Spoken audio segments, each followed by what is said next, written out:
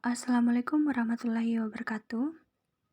Pada kesempatan kali ini, kelompok kami akan membahas mengenai topik lembaga pendidikan pada mata kuliah pengantar pendidikan yang diampu langsung oleh Bapak Hasbahudin SPD MPD. Adapun keanggotaan kelompok 2 diketuai oleh Jenny, anggota Nurwildani Anugrah, Melati Cahyani, dan Aulia Febriana.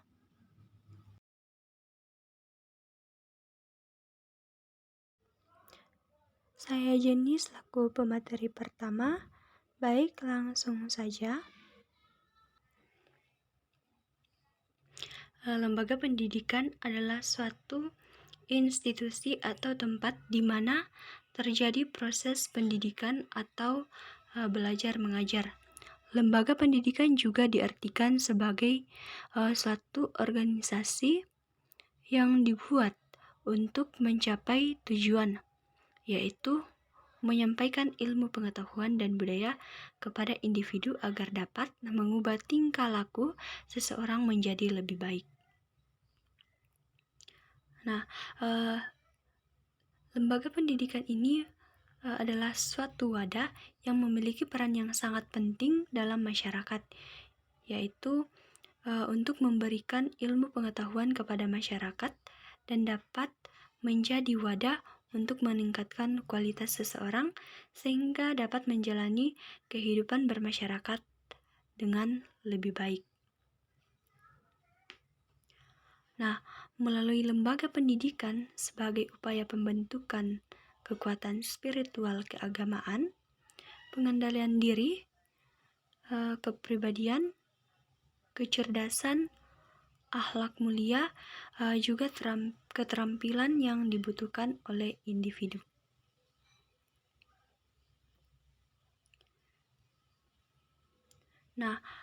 Adapun sudut pandang para ahli di dalam memaknai pengertian lembaga pendidikan berbeda-beda sebagaimana diuraikan seperti penjelasan berikut.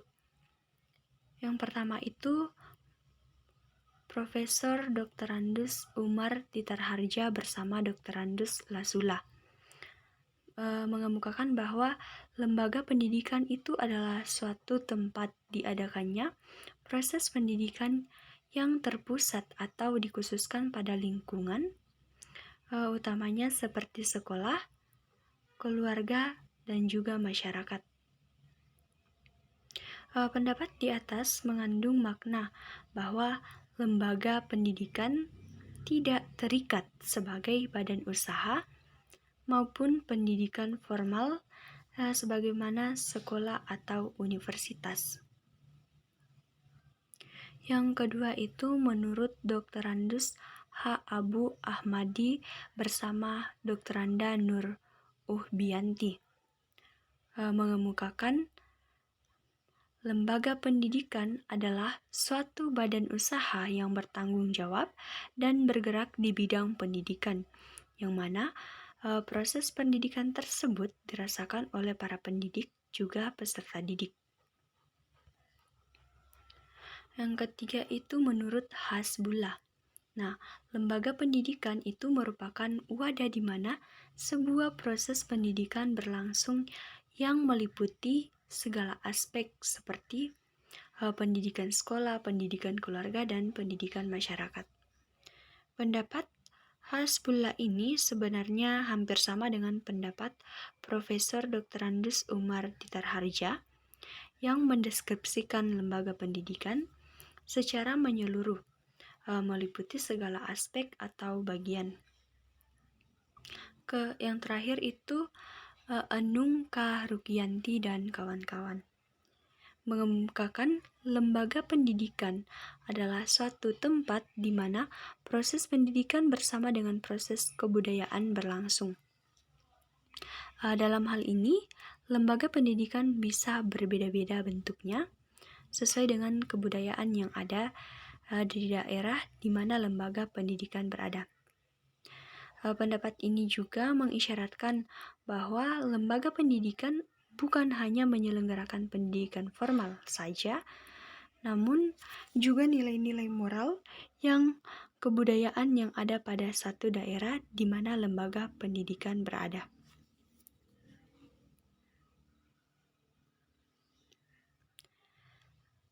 Adapun tujuan lembaga pendidikan, yaitu mengubah tingkah laku peserta didik menjadi lebih baik melalui interaksi dengan lingkungan di sekitarnya. Dengan kata lain, lembaga ini sangat dibutuhkan oleh masyarakat karena dapat meningkatkan kualitas hidup seseorang. Nah, untuk dapat mewujudkan tujuan tersebut, maka lembaga pendidikan ini memiliki beberapa tugas dan tanggung jawab yang harus dilaksanakan, yaitu yang pertama, melaksanakan kegiatan belajar mengajar kepada peserta didik, baik di keluarga, sekolah, dan masyarakat. Melaksanakan kegiatan pendidikan sesuai dengan jenjang pendidikan dan kurikulum yang berlaku, memberikan bimbingan konseling kepada peserta didik, dan yang terakhir itu membina kerjasama yang baik antar pihak sekolah dengan orang tua serta masyarakat. Ya, Assalamualaikum warahmatullahi wabarakatuh. Saya Nurwildania Nugra akan melanjutkan pemaparan materi dari pemateri pertama. Tugas lembaga pendidikan diantaranya adalah menyelenggarakan dan mengelola kegiatan diantaranya sosial, budaya, keagamaan, penelitian, pendidikan keterampilan, spiritual, dan intelektualitas, serta memanfaatkan sumber daya dalam kerjasama secara profesional. Selanjutnya, fungsi lembaga pendidikan. Keberadaan lembaga pendidikan di suatu wilayah mempunyai fungsi sebagai wadah bagi peserta didik dalam melakukan interaksi dengan lingkungan sekitarnya. Lingkungan yang terdekat bagi peserta didik adalah keluarga. Lingkungan pendidikan yang dikenal pertama kali oleh peserta didik adalah keluarga atau madrasatul ula, dengan istilah lain penyelenggara pendidikan pertama, yang mempunyai tugas utama menanamkan pengajaran akhlak dan agama. Keluarga merupakan lembaga pendidikan informal, kodrati, dan tertua adanya dengan tugas utamanya sebagai peletak dasar-dasar nilai kebaikan. Selanjutnya, fungsi pendidikan di lingkungan keluarga. Yang pertama yaitu sebagai pengalaman pertama bagi anak, kedua sebagai penjamin emosional anak, ketiga penanaman nilai moral, keempat pengajaran nilai sosial, dan yang kelima penanaman nilai agama. Fungsi utama institusi pendidikan ada dua bagian, yaitu fungsi manifest dan fungsi laten. Nah, fungsi manifest institut pendidikan ini bersifat tampak dan mudah dideteksi oleh masyarakat, dan pada umumnya fungsi manifest hadir di setiap kurikulum organisasi pendidikan. Sedangkan fungsi laten lembaga pendidikan adalah fungsi yang tidak langsung mudah dideteksi di dalam suatu organisasi pendidikan sehingga menimbulkan efek tambahan atas aktivitas anak di institusi pendidikan.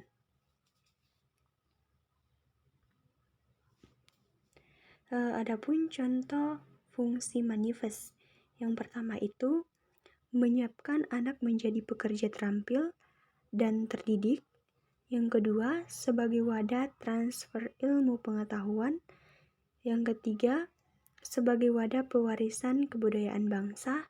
Dan yang terakhir itu sebagai kesempatan untuk menciptakan masa depan yang lebih baik. Sedangkan untuk contoh fungsi laten sendiri, yaitu yang pertama, mengurangi kontrol orang tua ke anak. Yang kedua, memperpanjang masa remaja bagi anak.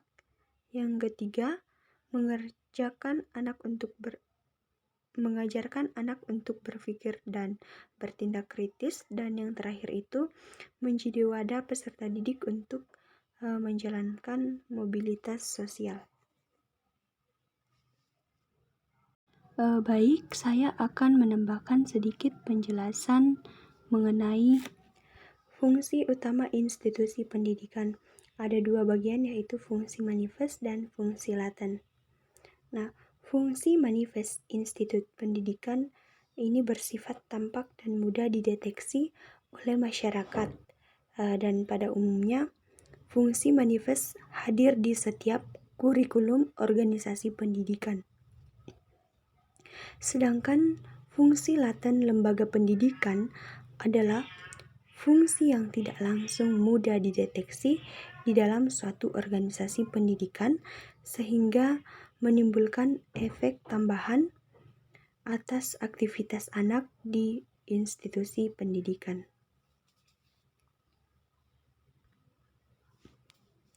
Adapun contoh fungsi manifest, yang pertama itu menyiapkan anak menjadi pekerja terampil dan terdidik. Yang kedua, sebagai wadah transfer ilmu pengetahuan. Yang ketiga, sebagai wadah pewarisan kebudayaan bangsa. Dan yang terakhir itu sebagai kesempatan untuk menciptakan masa depan yang lebih baik. Sedangkan untuk contoh fungsi laten sendiri, yaitu yang pertama, mengurangi kontrol orang tua ke anak. Yang kedua, memperpanjang masa remaja bagi anak. Yang ketiga, mengajarkan anak untuk berpikir dan bertindak kritis. Dan yang terakhir itu menjadi wadah peserta didik untuk menjalankan mobilitas sosial. Assalamualaikum warahmatullahi wabarakatuh. Saya atas nama Melati akan melanjutkan materinya, yaitu lembaga formal dan non-formal. Dengan keterbatasan kemampuan dan waktu orang tua dalam memberikan pendidikan kepada anak, maka orang tua menyerahkan proses pengajarannya kepada pendidikan formal, yaitu sekolah, sebagai lembaga yang mempunyai kompetensi dalam bidangnya. Adapun fungsi dari sekolah itu sendiri yaitu yang pertama, membangun kecerdasan serta memberikan ilmu pengetahuan. Yang kedua, sebagai spesialisasi dalam bidang pendidikan serta pengajaran. Yang ketiga, proses pendidikan tertentu sistematis. Yang keempat, sebagai lahan sosialisasi perkembangan individu menjadi makhluk sosial. Yang kelima, sebagai media konservasi dan transmisi kultural. Dan yang keenam, sebagai spesialisasi dalam bidang pendidikan serta pengajaran sebagai transisi dari lingkungan rumah ke masyarakat. Adapun peranan dari sekolah yaitu sebagai sarana anak didik belajar bergaul antar sesamanya, yaitu gurunya, karyawan yang ada di sekolah, dan teman-temannya. Kemudian yang kedua itu sebagai tempat belajar mentaati aturan. Assalamualaikum warahmatullahi wabarakatuh. Saya Cahyani dengan NIM H02213118. Saya akan melanjutkan materi yang telah dipaparkan oleh rekan saya mengenai masyarakat. Masyarakat diartikan sebagai sekumpulan orang yang menempati suatu daerah, diikat oleh pengalaman yang sama, memiliki sejumlah persesuaian dan sadar akan kesatuannya, serta dapat bertindak bersama untuk mencukupi kehidupannya. Dalam pendidikan, masyarakat merupakan lingkungan ketiga setelah keluarga dan sekolah.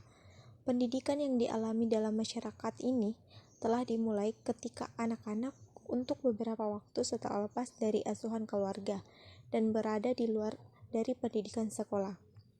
Pendidikan yang dialami seseorang dalam masyarakat, baik banyak sekali, meliputi segala bidang, baik pembentukan kebiasaan, pembentukan pengertian maupun pengetahuan, sikap atau minat maupun pembentukan kesusilaan dan keagamaan. Lembaga pendidikan masyarakat ini mempunyai ciri-ciri sebagai berikut. Yang pertama adalah pelaksanaannya dilakukan secara sengaja di luar sekolah. Yang kedua itu para peserta umumnya mereka yang sudah tidak bersekolah. Yang ketiga, pelaksanaannya jangka pendek dan tidak mengenal jenjang maupun program. Yang keempat adalah pesertanya heterogen. Yang kelima, belajarnya tersusun secara sistematis dan dilakukan evaluasi secara periodik.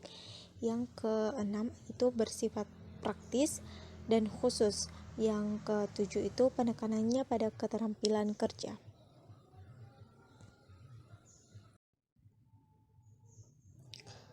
Pengajaran luar sekolah terdiri dari pengajaran sosial, masyarakat, rakyat, mass education, adult education, existential education, fundamental education. Adapun pengajaran luar sekolah terdiri dari petani dan buruh, kelompok remaja, pekerja yang mempunyai keterampilan, kelompok teknisi dan profesional, pemimpin, dan terakhir adalah kelompok generasi tua.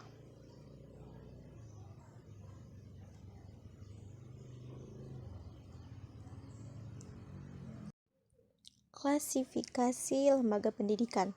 Pertama itu, lembaga informal atau keluarga, peran utamanya adalah membentuk karakter, keyakinan, dan norma secara umum kepada anak. Yang kedua adalah lembaga formal atau sekolah, peran utamanya lebih kepada pengembangan penalaran peserta didik atau siswa. Yang ketiga adalah masyarakat. Nah, peran utamanya itu adalah lebih kepada pembentukan interaksi sosial.